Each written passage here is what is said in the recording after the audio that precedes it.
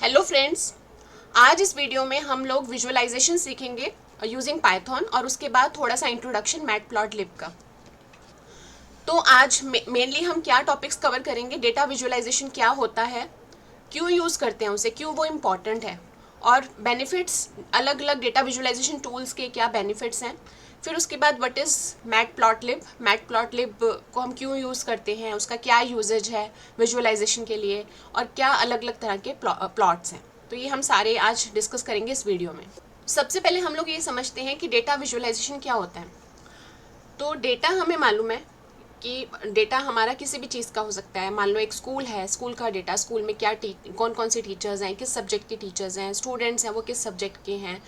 Similarly आपके office हैं, office में कितने एम्प्लॉयज़ हैं, उनका कौन कौन सा डिपार्टमेंट है। तो ये सारी इन्फॉर्मेशन रोज़ और कॉलम्स में और स्ट्रक्चर्ड और अनस्ट्रक्चर्ड फॉर्म में कैसे भी हो वो हमारा डेटा है। ठीक है। अब मान लो कि अगर हमारे पास थोड़ा सा डेटा है, सपोज करो कि एक हमारा कोई प्रोडक्ट है, हमने कोई प्रोडक्ट बनाया। अब उस प्रोडक्ट के लिए हमारा थोड़ा सा डेटा, हमें हार्डली इंडिया में वो प्रोडक्ट बेचना है, हमने इंडिया के हिसाब से बनाया। अब उसके बाद वो इंडिया में कितने सिटीज़ में जा रहा है, उसमें क्या सेल हो रही है, मान लो कि हमें ये सब देखना है। कैसे देखना होगा कि अगर हमने सपोज़ कोई प्रोडक्ट बनाया, अब हमें एज अ ऑनर हमें ये देखना पड़ेगा उससे कितना रेवेन्यू आ रहा है, कितना प्रॉफिट हो रहा है, वो प्रोडक्ट हमारा सेल ऊपर जा रही है, नीचे जा रही है, क्योंकि हमेशा मार्केट एक जैसी नहीं रहती। अगर ऊपर जा रही है तो किस टाइम पर वो सेल ऊपर जाती है, किसी फेस्टिवल के टाइम पर जाती है, या वैसे ही हमारी नॉर्मल सेल ऐसी चल रही है, अब इस ड्यूरेशन में वो ऊपर जा रही है, फिर नीचे हो रही है, इन कुछ महीनों में नीचे जा रही है। तो ये सारी चीज़ें जो होती हैं कि हम पूरा इनसाइड देख रहे हैं, यानी वो प्रोडक्ट किस तरह से मार्केट में लोग खरीद रहे हैं, कितनी स्पीड से बिक रही है, हमारा कितना प्रॉफिट हो रहा है, किस टाइम पे कितना प्रॉफिट हो रहा है। ये सारी जो एनालिसिस है ये हमें करनी पड़ती है। ये एक एग्जांपल है प्रोडक्ट का। आप किसी भी चीज़ में देखो, हर चीज़ में हमें डेटा की एनालिसिस तो करनी ही पड़ती है।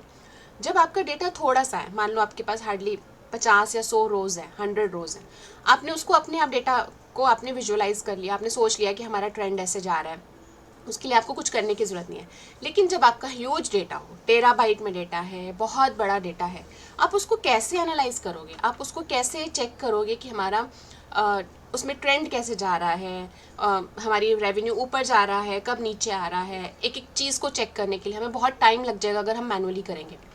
तो उसका तरीका होता है कि हम उसको विजुअल रिप्रेजेंटेशन दिखाएं, यानी कि चार्ट फॉर्म में दिखाएं कि ऑटोमेटिकली हमारा ये डेटा है, हमने उसको ऐसा अपना कोड वर्ड दिखाए कि वो डेटा हमारा चार्ट फॉर्म में हमें दिखा देगा कि हमारा रेवेन्यू लास्ट मंथ इतना था, अब इतना हो गया, प्रोडक्ट की सेल इतनी थी, अब इतनी कम हो गई, इस टाइम पे बढ़ गई, कम हुई तो हमें क्या एक्शन लेना चाहिए वो हम डिसाइड कर पाएंगे।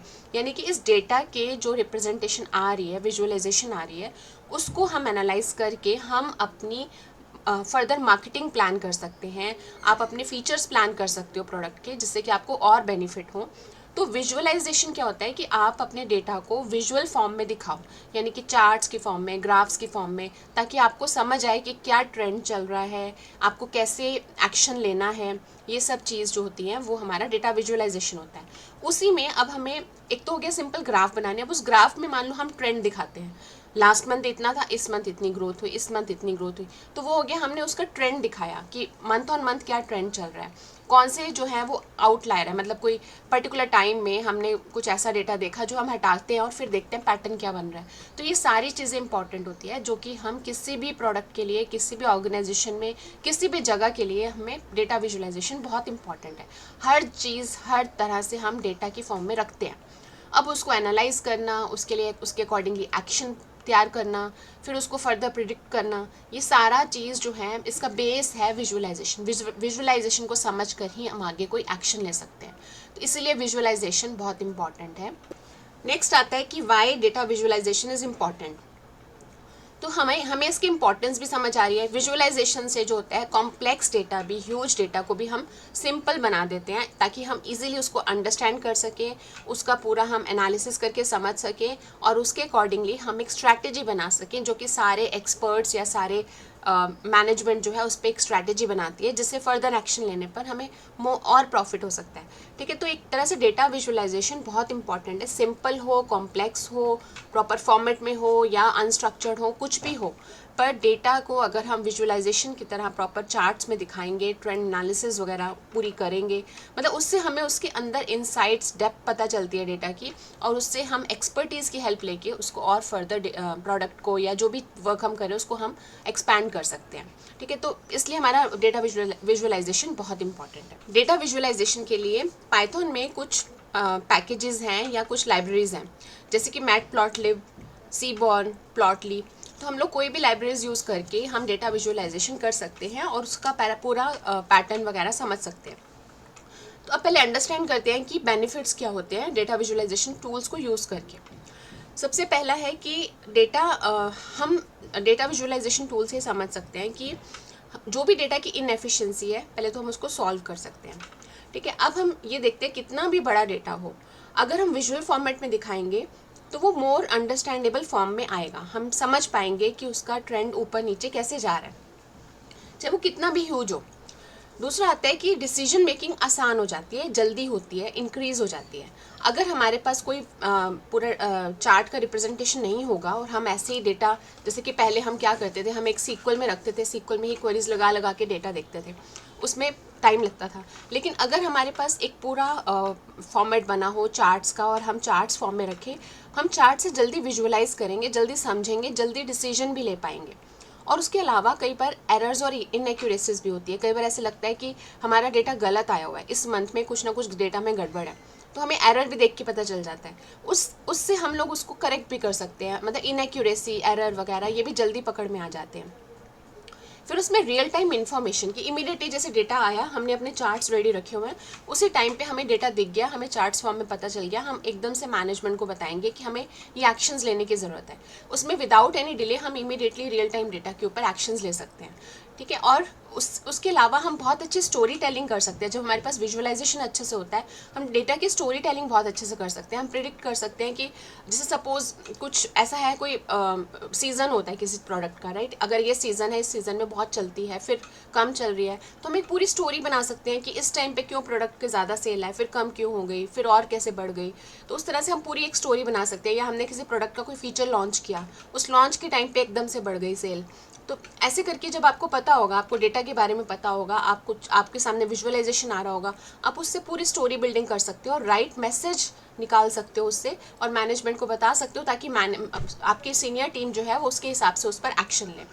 दूसरा, हम उसमें बहुत अच्छे से बिजनेस इनसाइट्स एक्सप्लोर कर सकते हैं। मतलब हम ये देख सकते हैं कि हमारे गोल्स ये थे, टारगेट्स ये थे, हर ऑर्गेनाइजेशन के कुछ टारगेट्स होते हैं। अब हमने अगर इतना अचीव कर लिया तो हम गोल से कितनी पीछे हैं, क्या हम राइट डायरेक्शन में जा रहे हैं, अगर नहीं जा रहे तो हमें क्या एक्शन लेने की ज़रूरत है। और अनदर पॉइंट इज़ कि हम एकदम से डिस्कवर करते हैं कि एकदम से लेटेस्ट ट्रेंड क्या चल रहा है, हमें ट्रेंड में कहाँ चेंज करना है, उस चेंज को करने के लिए क्या करना होगा।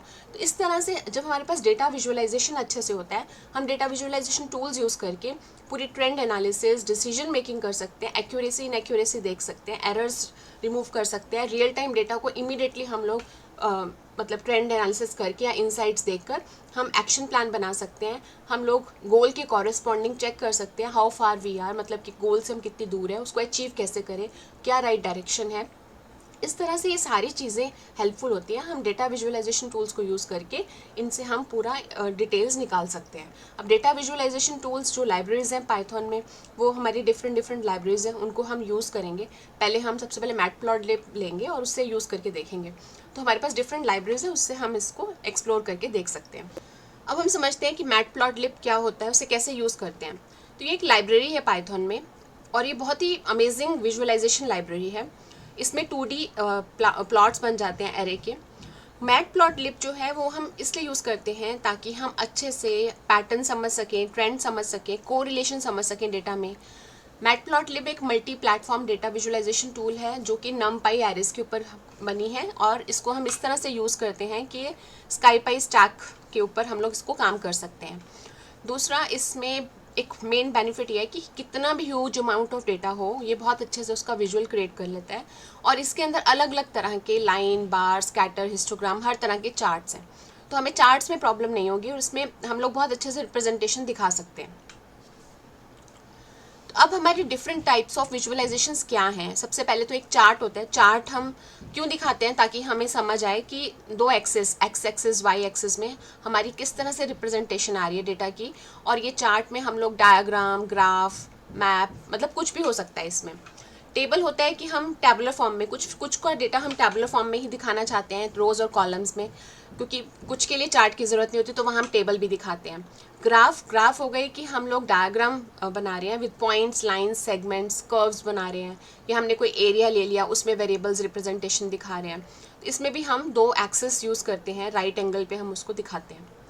फिर आता है जियो स्पेशल। जियो स्पेशल भी एक विजुअलाइजेशन है जो कि डेटा दिखाता है मैप की फॉर्म में। अब उसमें डिफरेंट शेप्स होती हैं, जैसे हमने यहाँ पे एक पिक भी लगाई है जिसमें छोटी शेप, बड़ी शेप, इस टाइप से डिफरेंट शेप्स में बेस्ड ऑन डेटा ये शेप्स बनाई जाती हैं और रिलेशन दिखाया जाता है। तो इसको हम लोग जैसे डिफरेंट स्पेसिफिक लोकेशंस पर हमें दिखाना है तो उस तरह से दिखाया हुआ है। बाकी हम आगे एग्जाम्पल्स में करेंगे, उससे और क्लियर होगा।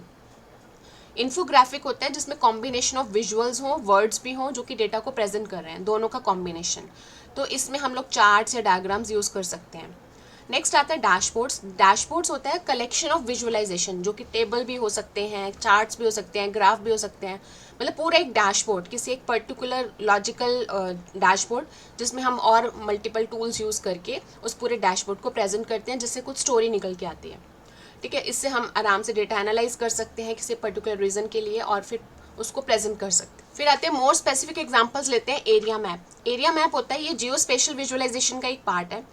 इसमें हम दिखाते हैं कि स्पेसिफिक वैल्यूज़ जो कि किसी कंट्री, स्टेट, उसको हम दिखाते हुए यहाँ पे वैल्यूज़ दिखाते हैं। जोग्राफिकल लोकेशंस पर हम स्पेसिफिक वैल्यूज़ दिखाते हैं, उसके लिए एरिया मैप यूज़ करते हैं। फिर आते हैं बार चार्ट। बार चार्ट जो कि बार फॉर्म में होता है, न्यूमेरिकल वैल्यूज़, यानी कि हम दो में अगर हमें कंपेयर करना हो तो हम लेंथ की बार से चेक कर सकते हैं। जैसे अगर ये छोटा है तो इसकी कम वैल्यू होगी, इसकी ज़्यादा होगी, तो इसलिए बार चार्ट इंपॉर्टेंट होता है। एक्स वाई एक्सिस पे बनता है, इससे हम इजीली फाइंड आउट कर सकते हैं कि दो चीज़ों में अगर हमें कंपैरिजन करना हो तो हम आराम से कर सकते हैं। ठीक है, और कलर से हमने लॉजिकल कलर डिवीजन कर सकते हैं कि ये पर्टिकुलर चीज़ के लिए, पर्टिकुलर लॉजिकल थिंग के लिए हमने ये वाले दिखाए हुए हैं, दूसरी किसी और टाइप के लिए ये दिखाए हुए हैं। इससे कलर रिप्रेजेंटेशन से और क्लियर हो जाता है। ये हम काफ़ी ज़्यादा यूज़ करते हैं bar chart. Box and whisker plots ये होते हैं जैसे हमें सिलेक्शन ऑफ रेंजेस, जैसे बॉक्स हैं तो रेंज को दिखाता है इसमें भी बारी, बट ये रेंज को दिखा रहा है, इसके मेजर्स हैं जिससे रेंज दिखा रहा है। बाकी आगे जब हम एग्जांपल्स करेंगे तो उसमें सारा क्लियर होता जाएगा। बुलेट ग्राफ होते हैं इस टाइप से जो कि बार की तरह ही होते हैं, लेकिन इसमें बार मार्क्ड विथ एक्स्ट्रा एनकोडिंग होती है जो कि दिखाता है कि हमारी प्रोग्रेस कैसे जा रही है टूवर्ड्स अ गोल, या हमारी क्या परफॉर्मेंस चल रही है। ठीक है, हर बार जो है वो एक मेजर होता है। अब इसमें उस हर एक मेजर में हमारा ये गोल से गोल के कॉरेस्पॉन्डिंग दिखा रहा है कि हमारा ये गोल है और उसकी कैसे, जैसे इसमें गोल देखो, पीछे गोल्स को हमने अचीव कर लिया, ऊपर चले गए, तो उसमें कैसी परफॉर्मेंस है, जैसे इसमें गोल अभी दूर है, राइट। तो इस तरह से हमें विजिबल होता है बुलेट ग्राफ। हम कंपेयर कर सकते हैं गोल से हम कितनी, हमारी परफॉर्मेंस कैसे कंपेयर हो सकती है, कैसे जा रहे हैं हम। फिर आता है Gantt chart. Gantt chart generally programme management, project management के लिए यूज़ कर सकते हैं। इसमें बार चार्ट्स होते हैं जो कि टाइमलाइन और टास्क के लिए होते हैं। जैसे फॉर एग्जांपल कई बार हम लोग अपनी टीम में टास्क डिवाइड करते हैं तो उनकी टाइमलाइन मीट हुई नहीं हुई, ये सारा हमें गैंट चार्ट से पता चलता है। फिर आता है हीट मैप। हीट मैप भी जियो स्पेशल विजुअलाइजेशन होता है। इसमें हम डिस्प्ले कर सकते हैं specific data values different colour से। ठीक है, तो ये काफ़ी इंपॉर्टेंट है, हमारे डेटा साइंस पर्सपेक्टिव काफ़ी इंपॉर्टेंट होता है। हाईलाइट टेबल, मतलब ये एक तरह से टेबल है जिसमें हम कलर्स यूज़ करते हैं जो कि कैटेगराइजेशन के लिए यूज़ होता है, सिमिलर टाइप के डेटा के लिए। और इसमें हम लोग आराम से इजीली समझ लेते हैं, इजीली इसको अंडरस्टैंड कर पाते हैं। टेबल की फॉर्म में होता है, बस हमारी कैटेगराइजेशन कलर से होती है। फिर आता है हिस्टोग्राम। हिस्टोग्राम भी काफ़ी यूज़ होता है। ये एक तरह का बार चार्ट है जो कि कंटिन्यूस मेजर को स्प्लिट करते हुए दिखाता है, ठीक है, डिफरेंट बिन्स में, और ये हमारे पूरे डिस्ट्रीब्यूशन को समझने के लिए हेल्पफुल होता है। तो ये हमारे एग्जांपल्स में बहुत क्लियर हो जाएगा। फिर एक सर्कुलर चार्ट होता है जो कि हमारा डेटा को शो करता है परसेंटेज में। जैसे अगर ये छोटा है रेड वाला तो इसकी परसेंटेज कम होगी, मतलब टोटल 100% में से इसकी इतनी परसेंट है, ये बड़ा है, ये मतलब इससे पता चल जाता है पूरे 100 में से कितनी परसेंटेज इसने ली हुई है, कितनी इसने, कितनी इसने, कितनी इसने। तो पाई चार्ट एक तरह से पूरी 100% को डिवाइड करता है डिफरेंट पार्ट्स में। फिर आता है ट्री मैप। ट्री मैप एक ऐसा चार्ट है जो कि डिफरेंट और रिलेटेड वैल्यू को दिखाता है रेक्टेंगल फॉर्म में। ठीक है। तो इसमें नेस्टेड फॉर्म में भी दिखा सकते हैं, तो इसको हम ट्री मैप कहते हैं। अब इनको किस टाइम पे हमें कैसा मैप दिखाना चाहिए वो हम आगे एग्जांपल्स में कवर करेंगे। तो हमने आज इस सेशन में हमने कवर किया कि विजुअलाइजेशन क्या होता है, डेटा विजुअलाइजेशन क्या होता है, क्यों यूज़ करते हैं, उनके बेनिफिट्स क्या हैं, क्या डिफरेंट विजुअलाइजेशन टूल्स हैं पाइथन में, फिर मैटप्लॉटलिब हम कैसे क्यों यूज़ करते हैं उसका बेसिक, एंड फिर हमने फिर समझा कि क्या डिफरेंट टाइप्स के हमारी रिप्रेजेंटेशन है, विजुअल रिप्रेजेंटेशन है, 4 टाइप्स हैं, तो डैशबोर्ड क्या होते हैं, ये सब हमने अंडरस्टैंड किया। तो ये हमारा बेसिक है। उसके बाद अब हम नेक्स्ट सेशन में हम लोग मैटप्लॉटलिब स्टार्ट करेंगे, उसके एग्जांपल्स करेंगे, उससे हम कैसे चार्ट्स प्लॉट करते हैं, हम ये सब पॉइंट्स हम उसमें अंडरस्टैंड करेंगे, और फिर उसको एक पूरा डैशबोर्ड बना के उसकी पूरी रिप्रेजेंटेशन बना के देखेंगे, उसकी स्टोरी टेलिंग करेंगे। तो आगे के सेशंस मोर हमारे विजुअलाइजेशन पर्सपेक्टिव होंगे कि मैटप्लॉटलिब को यूज़ करके हम कैसे विजुअलाइजेशन करते हैं। तो होप ये वाला वीडियो आपके लिए हेल्पफुल होगा, इससे आपको थोड़ा बेसिक समझ आया होगा। तो आगे की सीरीज़ हमारी मैटप्लॉटलिब पे ही हम लोग कंटिन्यू करेंगे। Thank you so much for watching this video.